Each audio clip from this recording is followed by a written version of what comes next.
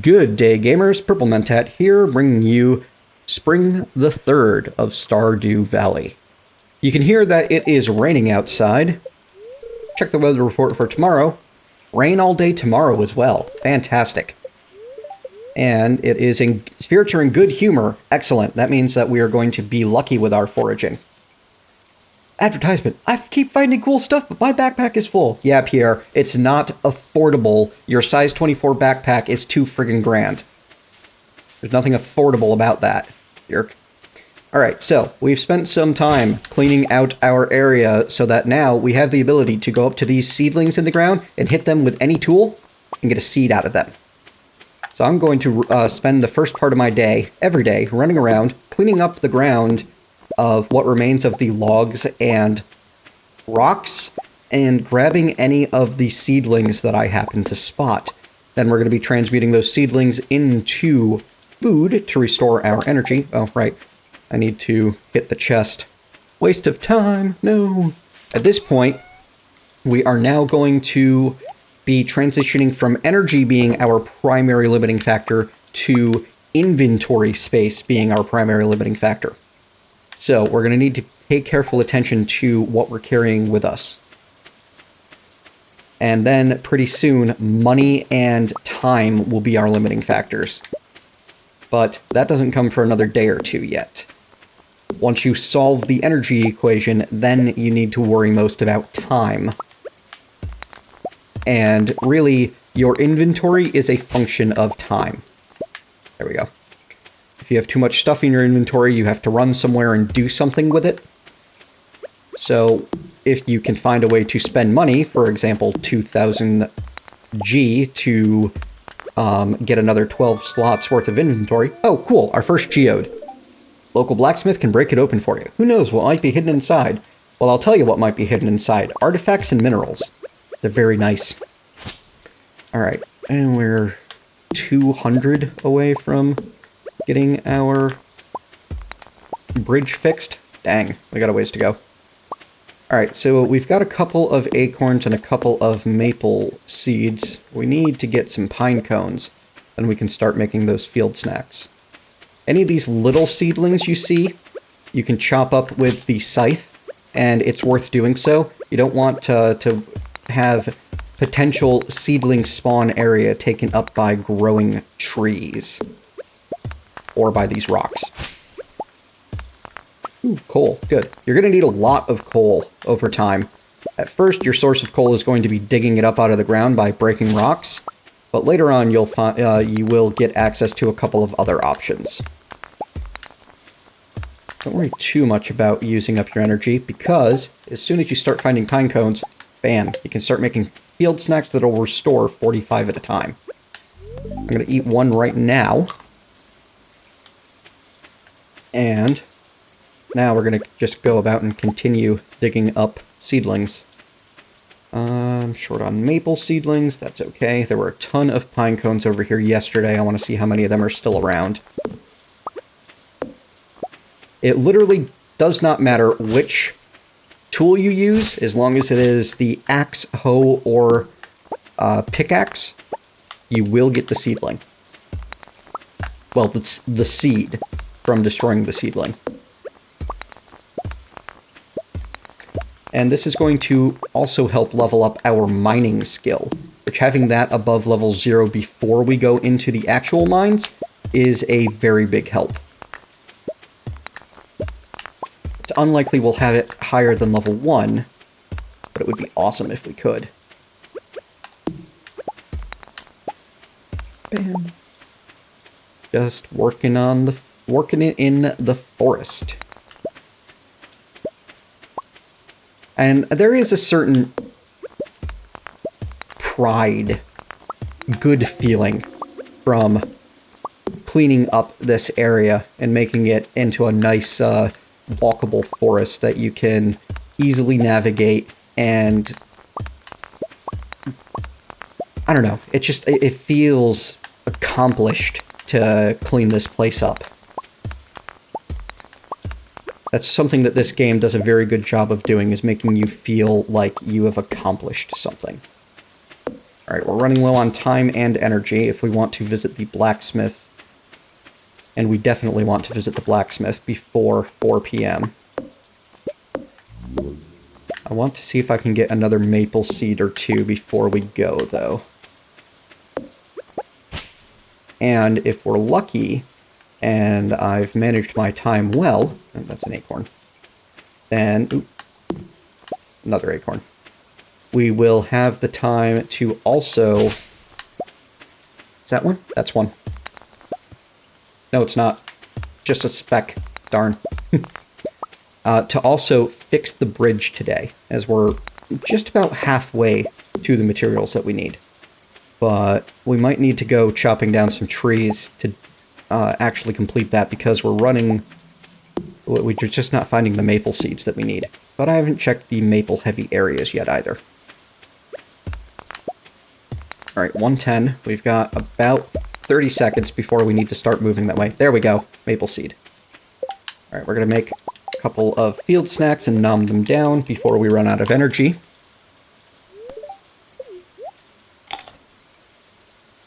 And here's another acorn.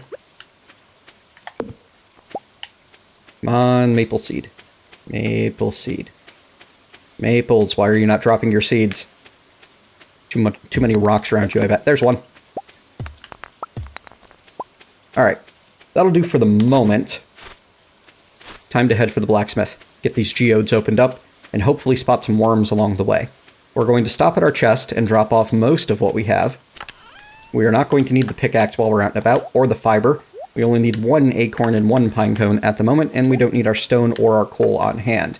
We may need the wood later on, so we will hang on to that. We'll craft another energy snack and nom it down, because we're going to be chopping some trees while we're out and about. But that can wait until after we visit the blacksmith. Now, you see there's some worms right there? I've been told that these worms react to how much luck you have, which seems obvious as we just found one of the lost books. Those are not super common. And also that they will persist from day to day. So if you happen to be on a bad luck day, do not dig up the worms like I did yesterday. Instead, save them and come back tomorrow when you spot them. Alright, got an hour to make it to the blacksmith. We can do this. Later on, we will get options that will speed up our travel significantly. Unfortunately, those options are not available now. Ooh, seaweed. That seems like a useless thing, but it's actually a rather nice find. It restores some energy. So, basically free food from rummaging in someone else's trash. We can not afford the time to rummage that trash before we visit the blacksmith, but maybe after. Every geode you open is going to cost 25 gold. And we get 1 piece of copper ore. Come on. Yes!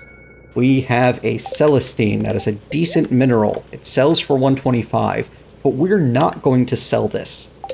While 125G is nice, we can double our return on this investment if we visit the museum first. Open 8 a.m. to 6 p.m. But before we do that, we can scrounge the beach real quick and see if we can find a dried starfish or a nautilus shell. Because we've got a couple of hours before the museum will close. And if we can, we'd rather hand in something that sells for 10 than something that sells for 125. Plus, the beach is also usually a good spot to find worms. And then we find clay even on a lucky day. Ah, the worms, I swear they hate me. They're not actually worms, apparently, according to in-game lore, but they just look so much like wiggly wriggly worms that I can't call them anything else. But there's a book that you can find that says that they're like stems or something. Who knows? It's a strangely high-tech fantasy world in this game. Nothing. Alright, so we'll hand in the Celestine after all.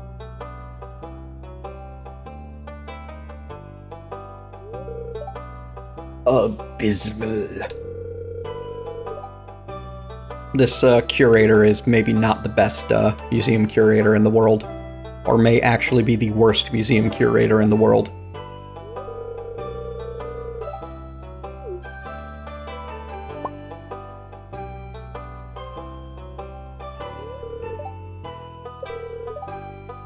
It's a mineral, dude.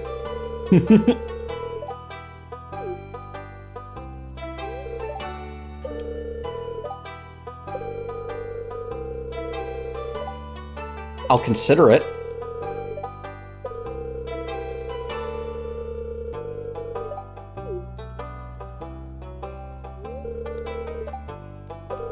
So basically, he wants us to bring in everything that's going to go into this collection. Because I assume he's terrible at finding things and somewhat lazy. Now, it occurs to me that this is actually the wrong move at the moment. I'm better off waiting another day or two and running around and collecting what I can before I go ahead and give him this Celestine, because there's a chance that I will find another artifact somewhere else during my foraging. And then I'll be able to sell the Celestine, and it'll end up being a larger profit. The reason I'm concerned about profit at the moment is entirely because I would like to have a certain amount of money by day 5 and a certain amount more by day 6.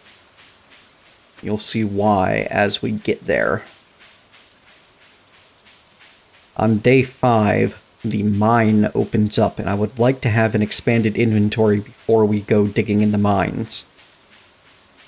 However, if you don't spend all of your starting money, that's basically guaranteed by those starting parsnips that you're given, those seeds that are handed to you at the start of the game.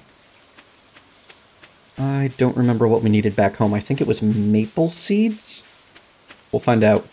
We will double check before we go do any logging, because we're going to need to forage the... what's it called? South end, the forest. Found a dandelion. Grab that horseradish and keep on moving. Horseradishes are better sold, dandelions are better eaten, I believe. I'd have to go double check, but I believe that's true. Horseradishes can also be saved to give to a villager that you don't meet for a while. However, it's not necessary.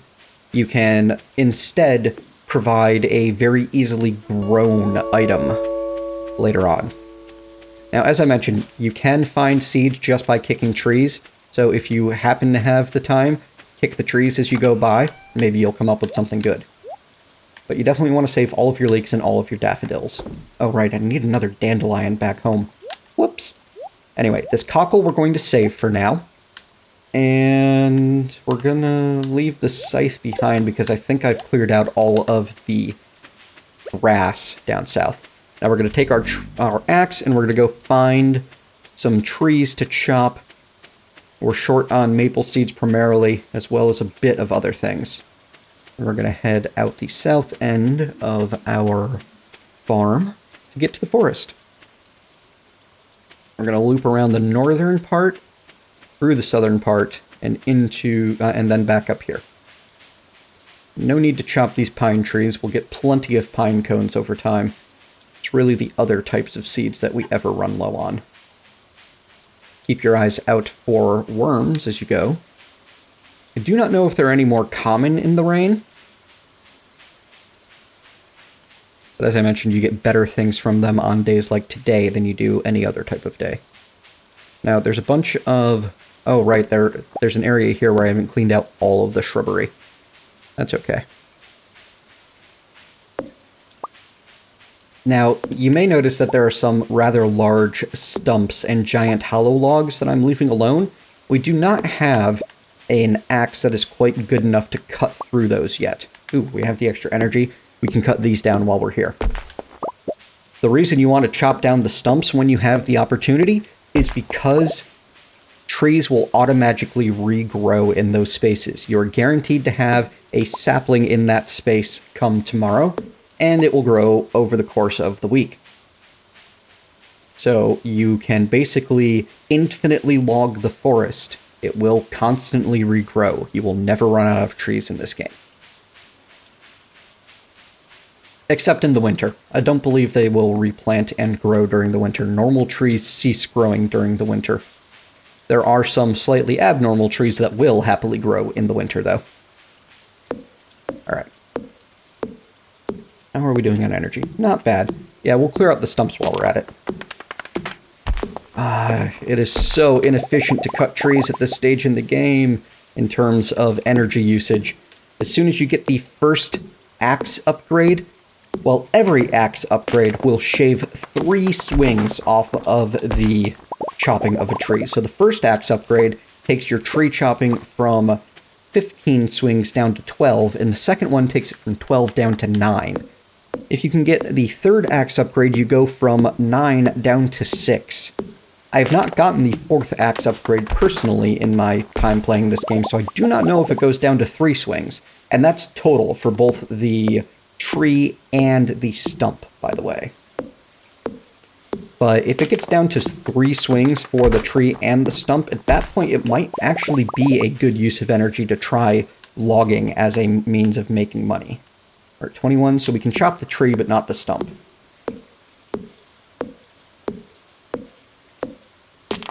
And we're at 2. So now we stop for fear of hurting ourselves. We are going to walk up and kick each of these trees and see if we can get a seed out of it. No luck. Ooh, it's midnight. Wow, time flies. Like I said, you very quickly switch from an energy economy to a time economy in this game. So we are going to rush for home and see if we will make one quick stop along the way to see if there's any other harvestables we can grab. And then tomorrow, we basically redo the same thing. It's not until the 5th that things will drastically change. At that point, we will be able to access the mines, and then we have an entirely new style of content available to us, which is just super exciting for me. Alright. Home we go. The spring onions are worth 13 energy each, so you might want to eat them. I tend to sell them as they're worth 8 gold apiece, or 8G. I don't know if it's actually gold or not. I find that the money is more important early game than anything else, than the little bit of energy that they give. Also, if you're looking for another easy source of early money, acorns can be it, because they sell for 20 apiece. The other seeds only sell for 5, so they're not worth selling off. However, actually tomorrow we will get to our 300 wood, and then we'll get that bridge fixed, and I'll show you why I've been so excited about doing that. Alright folks, that's going to wrap up day 3. Thank you very, very much for joining me. Ooh, look, mining level 1. We can now get cherry bombs. That's the part that's going to be very helpful. 4 copper ore plus 1 coal makes a cherry bomb, which destroys rocks in a relatively large area. That can be very helpful. It also increases our pickaxe proficiency, which gives us a chance to save energy when swinging. But as I said, thank you very much for joining me for day 3 in Stardew Valley. If you've enjoyed this video, please leave a thumbs up and tell me what you liked. If you have not, leave a thumbs down. Tell me what you'd like to see me do better. Either way, if you want to see more of these, please click subscribe, and I'll see you next time.